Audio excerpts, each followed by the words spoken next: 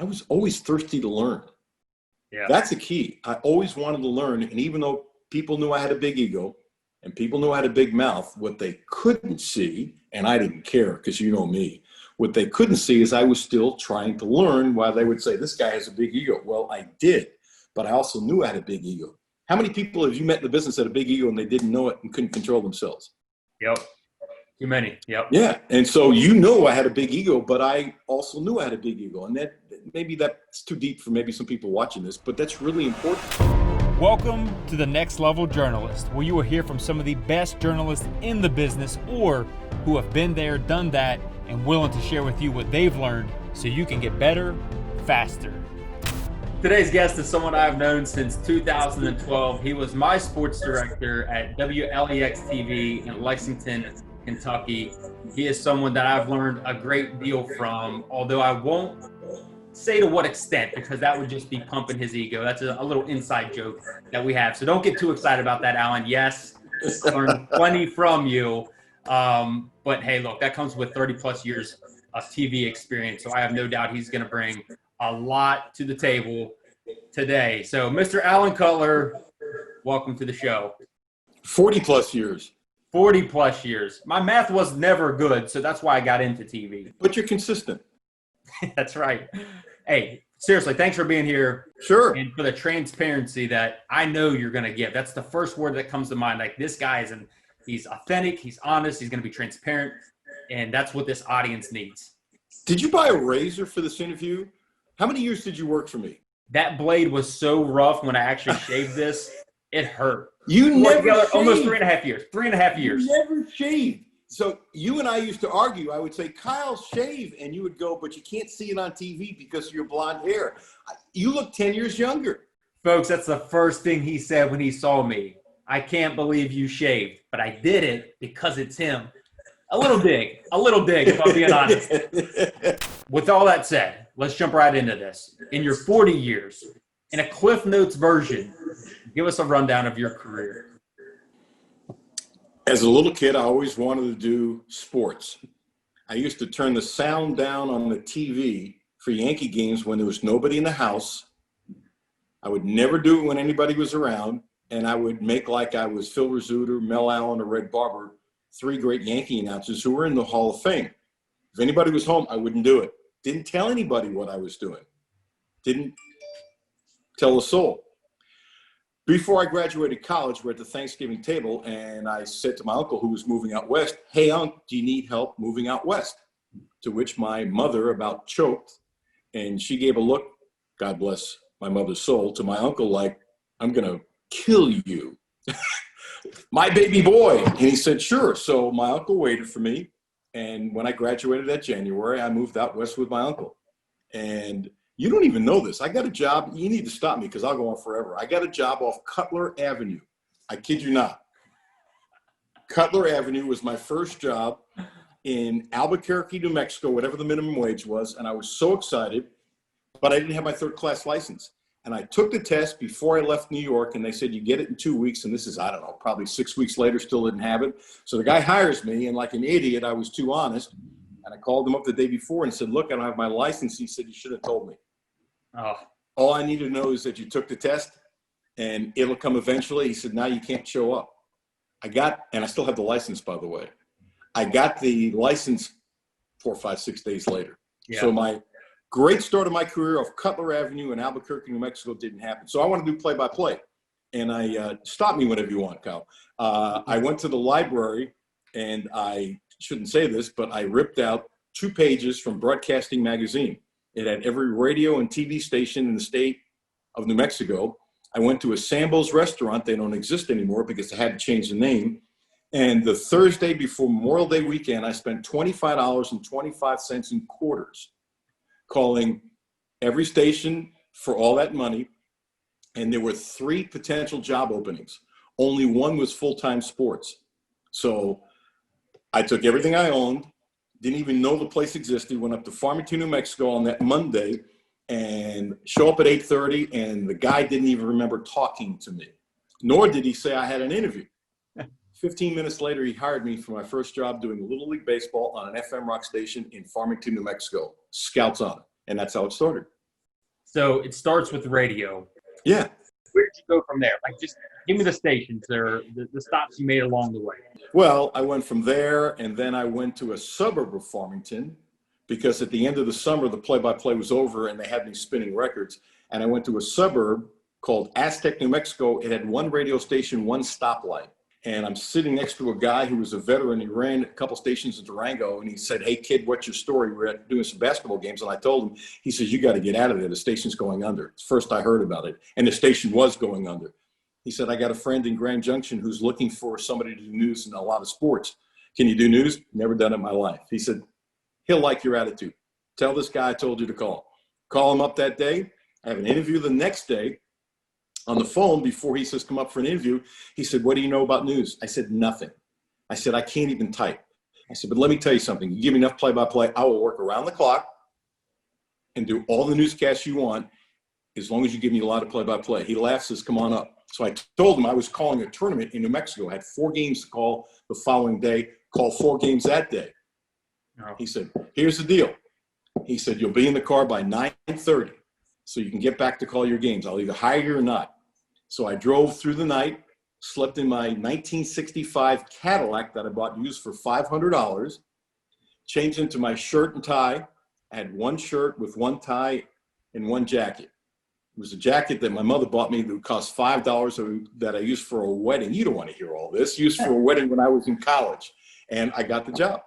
And I went back to call the tournament, and I got stopped for going 95 to 100 miles an hour in a place called Montrose, Colorado. Cop says, "I'm taking you right to jail." And I tell him like an idiot, "I don't have time." It's a really dumb thing to say. And then I explained my story, and he said, "That's so wild, I believe you." I said, "You can hear me on KQIL," because it was KQIL and KQIX on Monday. "I'm telling you the truth." He said, he let me go. So that's kind of how it started. The classic Cutler stories. Okay, so that's how it starts. At what point do you break into TV, and where do you go from there? TV was an accident. I was looking for a job. It's a long story. It's too long to tell you, but I was looking for a job, and I was calling around, and a friend told me that a TV station, I walked away from radio. They offered me literally 5% of the gross to say I was selling. I was doing 125 games plus play-by-play a year. I was having a great time. It's a long, long story. And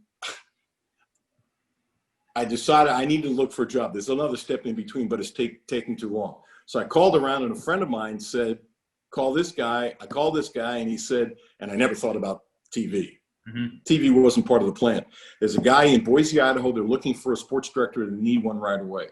So I go to the TV station where my best friend in town was the main anchor of this one TV station in Grand Junction.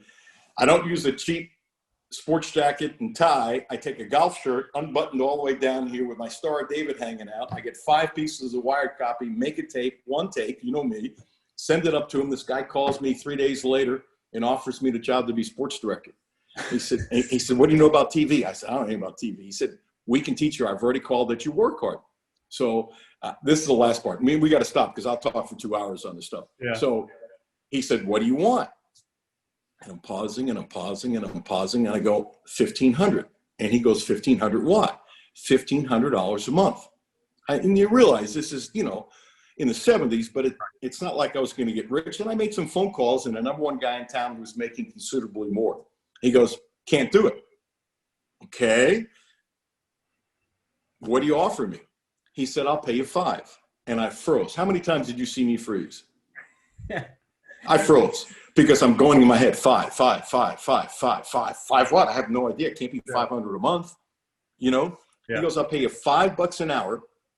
And quote, if you survive 3 months, I'll raise you to 525. Do you want it or not?"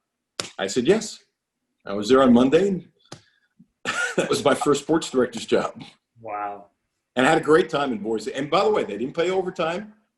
Think about all the conversations you and I had to have about overtime because of people above me. No overtime. You work where you work.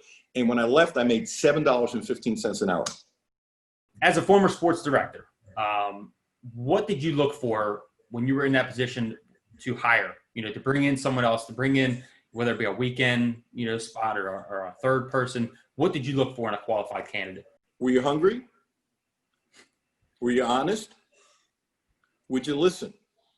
Because if you're going to do weekends for me, you're at the point like you were, and this is no disrespect, there's still a lot you need to learn. Oh, yeah. I mean, I was still trying to learn stuff my last year in the business. Seriously, I would chop my stories up. This is good. This is bad. You need to fix that. And if I didn't think you'd want to learn to be open-minded to criticism, I didn't want you around. So you had to have thick skin because of my personality, which you know very well. You got to be hungry. You got to really want to do it. And you know how I am. I can't stand lazy people. Can't stand them. And so if I thought you were lazy, that would end up. You got to be honest. You got to be open-minded. And you can't go into a story saying, this is how I'm going to do it.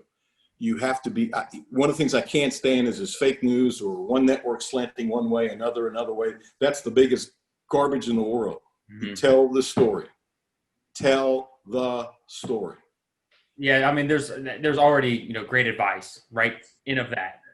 What insight could you provide, again, aspiring journalists, being the key word, like when you're coming out of school, you're going after your first job, what are some things, you mentioned a lot of intangibles, what did you look for, or was it mostly the intangibles like that you were looking for? Intangibles? Yeah.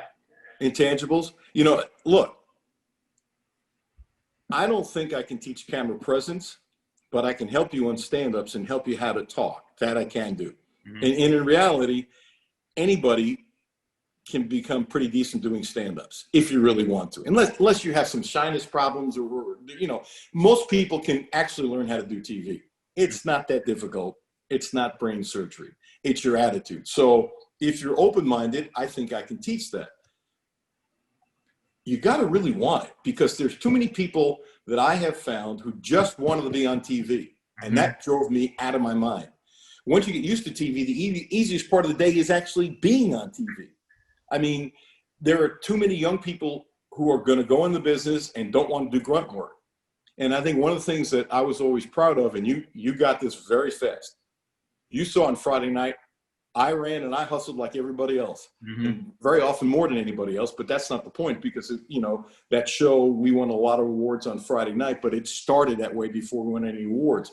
And when people see that the old guy will run, they're more apt to run. And so there was a teamwork thing. You got to want to work. And a lot of people in society don't want to work. And so if you were great with your stand-up, but I thought you were lazy, and there were some people I talked on the phone and said, this is really difficult. I'm a pain in the you-know-what. If you haven't, I would tell people straight out because I don't need the hassle. You move somebody, whatever, and they don't want to work, I don't need that hassle. Right. How about people that are in the business, current journalists, what would you say I want to see more of or less of? It's one thing that you see people who think they already know it all, for lack of better words. You just mentioned you were learning up until the day you left. What would you like to see them do more of or less of? Storytelling. I like telling stories. I think the Derby really gave me another part of my career by telling stories. There's too much, in my opinion, chasing accidents, chasing little things that I think most people really don't care about. It's kind of sensational. There are so many good stories out there, but you got to look for them. And the station has to want you to do them. And I think if you tell a good story, I think people really appreciate it. And I don't think that jumps ratings overnight, but I think it's something you can build on. I really think storytelling is a building block. Huge building block. And not enough people do it. Yeah. What about skills? You got to be able to think on your feet. You got to be able to think quickly on your feet. You got to be able to read and write and interpret quickly. I mean, come on. How many times did we have to do something on a dime? Yeah. I mean, on a dime. Yeah. Not every day, but lots of times. And that's just it. You got to move fast. Just fast. And you have to adapt and adjust. And this is a really good lesson. Anybody trying to go in the business, it's 4:00. You have everything planned out.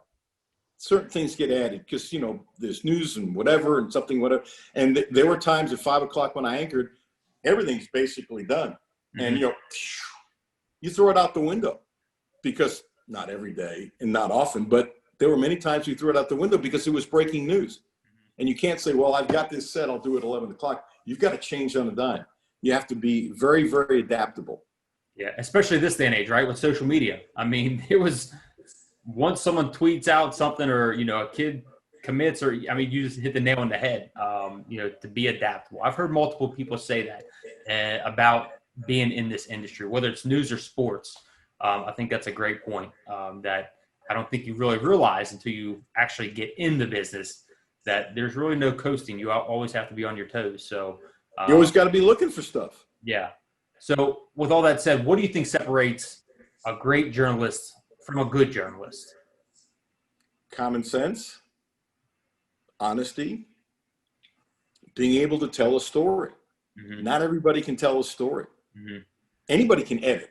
Okay, so I was never a good editor. I think you can put me in an edit booth for the next 40 years and I would never be a good editor. I could slap it together, but you were a good editor, okay? Normally, and I was very lucky, I had a lot of really good sports photographers. They all were so much better editors than I was. You either see it or you don't. Mm-hmm. And I think it's kind of true with storytelling. Mm-hmm. I think there's a lot of people in the business that just are not good storytellers. Either they don't want to be or they don't have that affinity. I think you have to feel people. I think you have to have some compassion.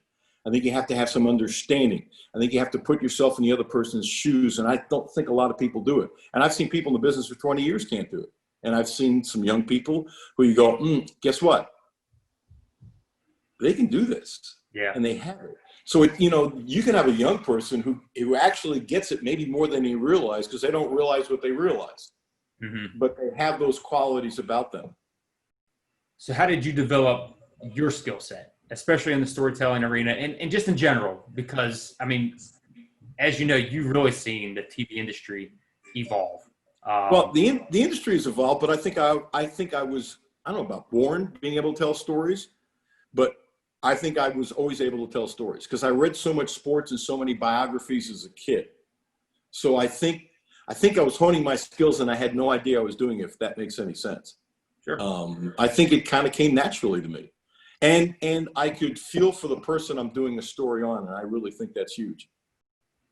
Yeah, I think connecting with, your subject, that goes a long way. And that's, you keep on saying it over and over, and I hope people are picking that up, just how relationship-based you were and your approach was. Again, that goes back to you just being an authentic person. And the networking that you did, all these things are intangibles. And I hope people are picking that up because the stuff that you're sharing is just invaluable if they're practiced. I like people. And people trusted me. So there were people I know who didn't like me, who would talk to me because they trusted me. Mm-hmm. Think about that. And I knew that. Mm-hmm. And there were people who liked me who trusted me. You have to know what you can and can't say. Just because you know it, that doesn't mean you throw it on TV. Mm-hmm. One, people will tell you something and say you can't use it, and you have to. Your word is bond. Yeah. No story is bigger than your word, and too many people today don't get that. Here's the other thing that's really important: you got to trust your gut. When I trusted my gut, I mean, did I ever make mistakes? Sure, but almost never. And you just learn to trust your gut. Mm-hmm. And I was able to do that in news in the 1970s when I didn't want to do news in Colorado. All the news, I was doing over 15 newscasts a day. 2 of them were half hours. I had to put the whole thing together myself. I had no help whatsoever. Mm. Think about that. Yeah. I'm doing 2 half-hour live newscasts a day. There were 2 15-minute newscasts. A couple were 5 minutes, and then a whole bunch of them were like a minute and a half. So, and you took the copy from 12 o'clock and you shuffle them around and stuff like this. You got all that copy, and so you change them up and whatever. But you got to trust your gut, and you got to learn to trust your gut. Let's talk a little bit more about storytelling, your process and going into a story, your creative process, from beginning to end, that from the pre-production to that actual delivery of the story. Don't worry about it. Don't think about it. Just do it. It's a bad answer. I didn't go into it. I almost never went into a story with prepared questions. It was all reaction. Trust myself. Just let it rip. But you at least did your homework. Like you knew what you were going into. Oh, no. I knew the subject. Yeah. Right. Yeah. Think about it this way. The Derby contenders, the horses itself, it changes every year. Right. A lot of the trainers were the same. I ended up becoming very close with a number of trainers, but there's always new trainers as well. So you know nothing about the horse. So you have to relearn the horses all over again. So for example, with the Derby stories I did, the amount of work I had to do reading wise was absolutely ridiculous. And you're looking for little tidbits, something which makes it a people's story. So no, I did a ton of work, but when I went there to do the interview, just ask the questions. I wanted to clarify that so people didn't think, wow, this guy just showed up and just started talking about whatever. Oh, no. Preparation was huge for you. Good I point. remember you're prepping not only for that work, but when you did, the Bengals show, your notebook was full of notes, preparation. I wanted to make sure it came across. Yeah, I would prepare for the Bengals for 6 days before the next game. Right. Read for hours and hours and hours and hours and hours and hours. Read anything that was out there. So the preparation was crazy. It was crazy. But the crazy part was, until the last 3 years, I really, really, really enjoyed the preparation work. And then I knew when the preparation work wasn't as much fun, I went, uh-oh. It's that Wayne Gretzky line. When he decided to retire, playing the games was fun, but you know what he got tired of? The preparation? Practice. That's exactly right. Yeah. So it said to himself, the love of the game is a little different. So I enjoyed the preparation. At the end, I was kind of tired of it. Yeah. I mean, I enjoyed it into my 60s, and then just something hit me. It was kind of like, I've done this enough. What would you tell your younger self after all these years and all the things that you've done and covered? If you could go back to that, that young man that went out west and say, hey, learn this. You're going to be good to go. I made a couple career decisions when I didn't trust my gut. And that was a mistake. Okay. This is something I told you. This is probably the best thing if you're a young potential broadcaster. Best lesson I ever learned in my career was in my first job in Farmington, New Mexico. And think about it. I'm in the business like 44, 45 years. And the best lesson, I was about either 3 or 4 months in my career. Never learned anything better than that. It's not that I wasn't open-minded to it. So when the baseball season was over, they had me spinning records. We called them records back then. And you would take a huge stack of records, literally, and put it in the studio. And it was I bet the room you're in now was bigger than the studio at this radio station. I guarantee you. It's a bedroom, right? Yeah. Your bedroom? Guess what? Your bedroom, I don't even know how big it is. Trust me, it was bigger. So what everybody would do is the last record before you sign off, it would usually be at least 3, if not 4 minutes, so that the next person could put their stack of records in and then just leave while the person finishes. So I'll just say it. The stoned out hippie was doing the show before me. Okay. Long hair, whatever. He was pretty good though. It was interesting. Like, it was like one of those, like, what are you doing here? And I put the records down, and you can edit this out, whatever. And I've told you this story. I've told everybody who I work with this story who was young. Put the records down, and my head snaps to the right. Well, right in front of him was a centerfold of Playboy. So I'm looking at the centerfold. I'm looking at him. I'm looking at the centerfold. I'm looking at him. I'm looking at the centerfold. I'm looking at him. And then I just stopped, and I'm kind of shaking my head. It was just kind of weird. And then I turned and went out. He signs off, walked back in. He goes, I bet you're wondering why I put that centerfold up. I went, yeah. He goes, that's who I'm talking to. And I'm stunned silence. You got to remember, was I 21? I was 20 years old. Yeah. 20 or 21. And I'm in Farmington, New Mexico. I don't think there's anybody east of the Mississippi living in this town. Okay. And I really didn't know this guy. And he says, kid, here's what it is. When I see that picture, I smile. So that's who I'm talking to. So I'm comfortable talking to the picture. So when young people would say, how do you do a stand-up? And I would go, you've heard me say this, camera's my friend. Camera pays the mortgage. Camera is the grocery bills. I like the camera.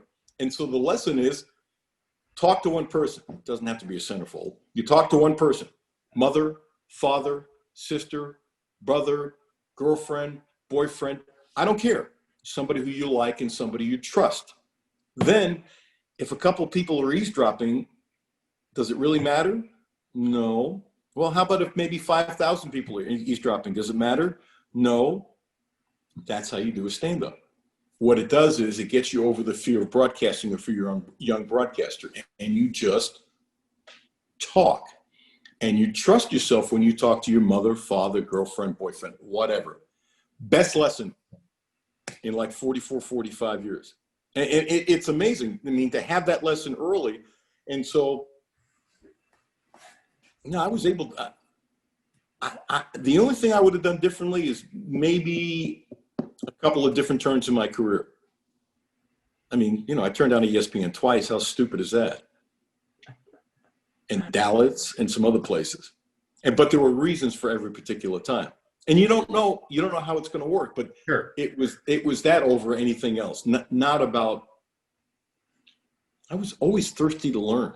Yeah. That's the key. I always wanted to learn. And even though people knew I had a big ego and people knew I had a big mouth, what they couldn't see, and I didn't care because you know me, what they couldn't see is I was still trying to learn while they would say, this guy has a big ego. Well, I did, but I also knew I had a big ego. How many people have you met in the business that had a big ego and they didn't know it and couldn't control themselves? Yep. Too many. Yep. Yeah. And so I had a big ego, but I also knew I had a big ego. And that maybe that's too deep for maybe some people watching this, but that's really important.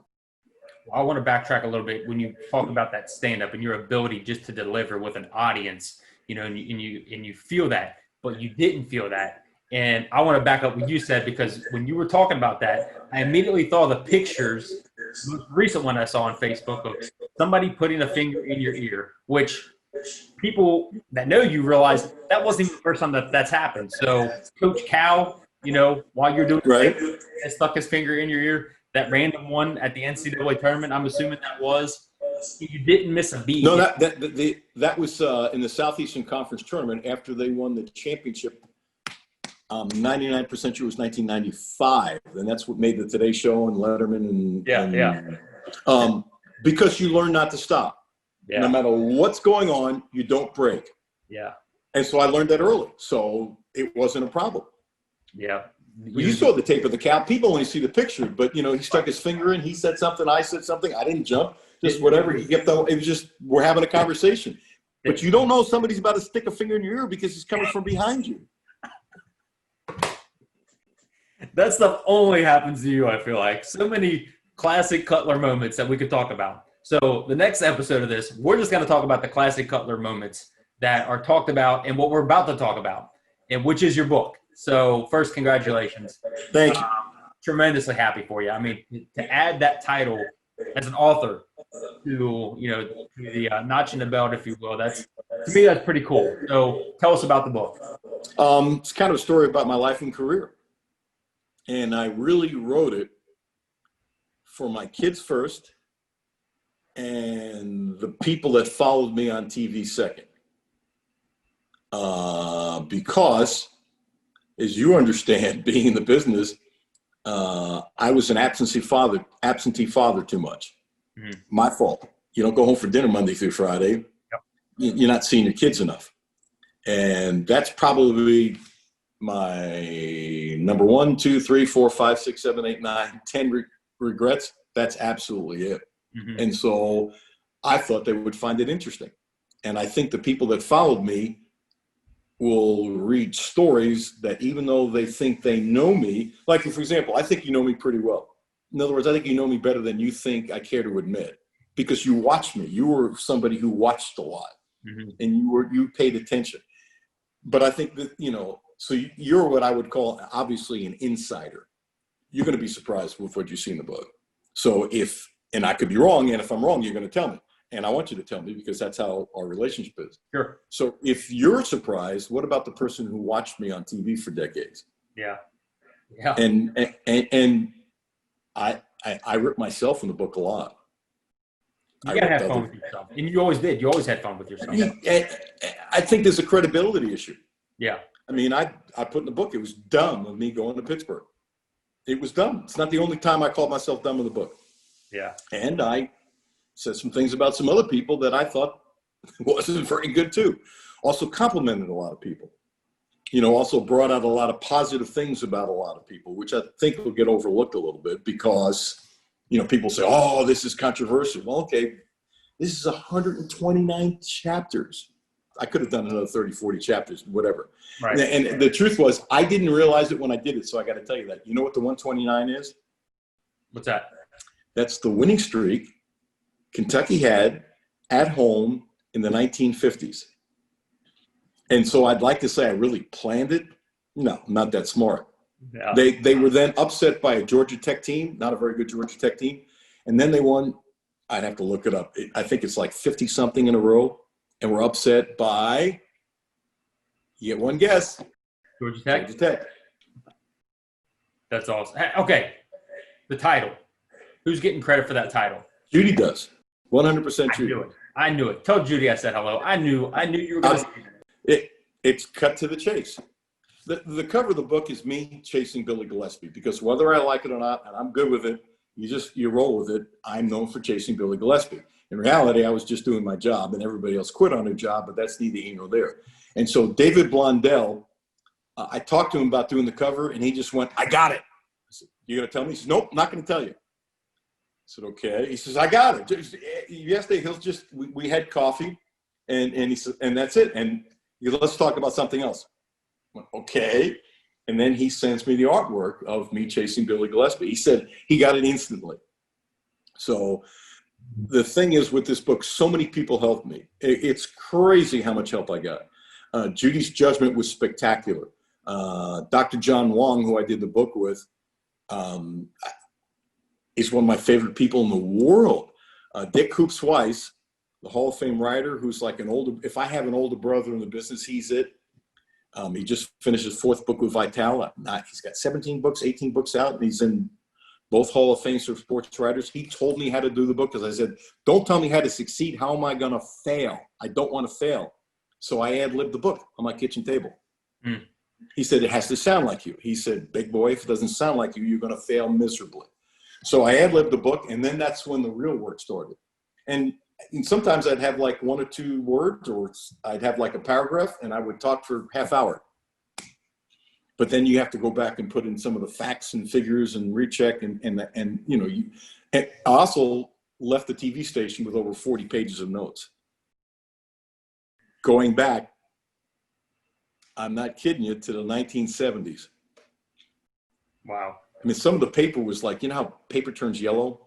Yeah. Because it was that old. And so that really helped me with the stories. And sometimes 1 or 2 words can have you remember the whole thing. Yeah. And I just wanted to remember stuff. I kind of thought about doing a book, but I wasn't really sure. But the book goes to the credit of Dr. because he started bugging me about doing a book. And you have Coach Cal to do the foreword. Coach Cal nailed me. It's pretty interesting. Some people know this, but I met Cal when we both were in Pittsburgh together. He was an assistant, but he was an assistant coach at Pitt, and I was at KDK. Mm-hmm. And so I always thought he'd become a big-time coach. That you knew right away. Here? Who knew that? I actually always thought he'd end up at Pittsburgh. He's a Pittsburgh guy, and I still to this day can't figure out why he ended up not, sometimes timing isn't right. That job was perfect for him. Mm-hmm. Not now, but that was Pitt's huge mistake. I mean, he would have gotten Pitt to the Final Four, even though it's a football school. I don't have any doubt about it. So, yeah, I mean, because of that, he quickly said yes to doing the forward. I mean, it's Cal. Come on. He doesn't have to do anything he doesn't want to do. You can't twist his arm. You can't pay a man like Cal to do it. He wanted to do it, and he nailed it. He nailed me. He nailed our relationship. It's pretty interesting. And matter of fact, forgetting about me, that forward actually speaks more about Cal than it does me. Because forgetting about the fact that he nailed me, he was smart enough to nail me. So instead of saying, wow, first of all, it's a great forward, but that's not the point. The point is, if you really read the forward and you stop and forget about that, it's about me. So I'm taking myself out of it. Mm-hmm. Look at what he came up with and his thought process and how smart he was and how he told the story. Mm-hmm. Cal is a storyteller. Most good coaches are, by the way, because they're talking to their kids, their players all the time. Right. And so if you read the book, you got to go from the forward to the preface written by Dr. John Want, and that sets up the introduction. If you go right to chapter 1, it's just not the same book, because it really sets up my entire life, and a lot of things in there will make sense. That's awesome. And for those who haven't seen you chasing Billy G, I'm going to post that link. You know, there's a lot of different people put it up, and some have a lot of views, some don't. Sure. Again, another classic Cutler moment. It just happened, not planned. You can't plan something like that. No, you can't. Alan, thank you for your time. Thank you for sharing what you did today. I mean, it's gonna, whoever sees this, no doubt, is gonna walk away with an immense amount of, wisdom. I wish you the best of luck with what you're doing. There's a lot of young broadcasters who, I had to figure it out on my own. Yeah. And so being observant helped me out a lot. Asking questions helped me out a lot. But this could fast track some young broadcasters. So exactly. That's my goal with it. I mean, to bring someone like yourself, 40 years, it'd be silly for someone not to listen and just take what serves them, right? I mean, like you said, you didn't really have a mentor. You had to learn, yourself. I was in a similar boat. My first job, I actually learned from 2 guys a ton. But then my next 2 jobs, I really didn't have anybody to mentor me until I hooked up at LEX-18. And then I seen my growth take off again because I had people that I could look to. So, and it's amazing if somebody shows you how quickly you learn too. Yeah, no doubt. Alan, again. Hey, dude, I wish you the best. Godspeed, and I have a picture of you shaving. So not only is this going to be on YouTube, but I'm going to save this picture. I have proof that you actually shave. How many times did I ask you to shave? Tell the truth. What would you guess? Once a week. For 3 years. I don't know if I did it 150 times. I was going to guess easily more than 100. Yeah, Alan, I miss you, buddy. See you, dude. Godspeed. All right. And thank you for checking out this channel. If you found this content beneficial, I'd appreciate it if you hit that like button, hit that subscribe button, and share it with someone you think might find it beneficial as well, because this channel was simply started and created to serve you, to help others grow, to learn how other successful TV journalists do or did it. So take what serves you so you can get better faster and reach your next level.